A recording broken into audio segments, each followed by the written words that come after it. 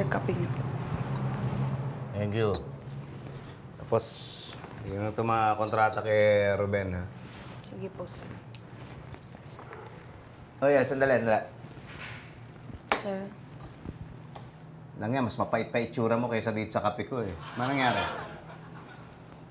pasensya na po, sir, ha. May problema lang po kasi ako. Anong problema? Sir, na-scam ako, eh. Ano? Maupo ka nga, maupo ka. Anong na-scam? Sabi po kasi nila, business venture daw. Oh. Inanghingi ng pera. Pyramid scam pala. Sabi nila, kikita ako, eh, wala namang nangyari. Oh, dami kasing mga ganyan talaga ngayon, eh. Magkano natangay sa'yo?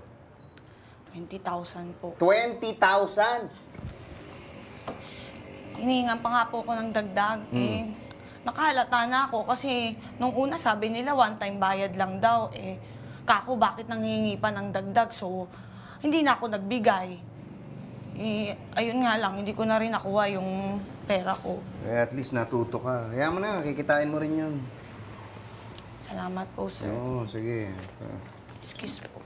Sandali. Hindi ako nagbibiro, ah. Talagang mapait tong kape mo. Nilagyan ba ito ng asukal? Ako, sir, sorry, nakalimutan ko po yan. Yun, nasabi ko. Sige, bili mo na lang ako dyan sa coffee shop sa baba. Magkano ba cappuccino? 20,000 po. Huwag mo sa akin bawiin yung lugi mo, ha?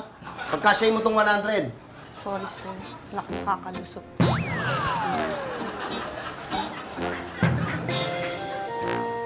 Denise, may contact number ka pa ba nung pinasukan mo investment?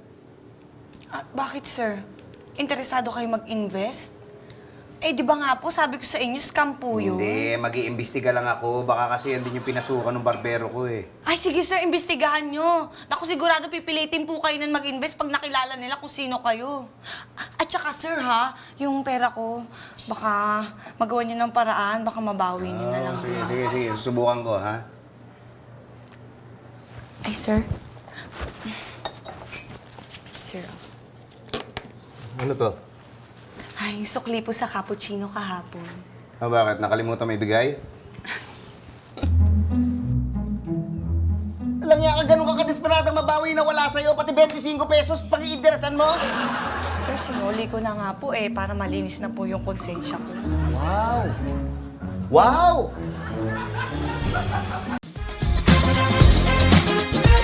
Matawa mo sa iya.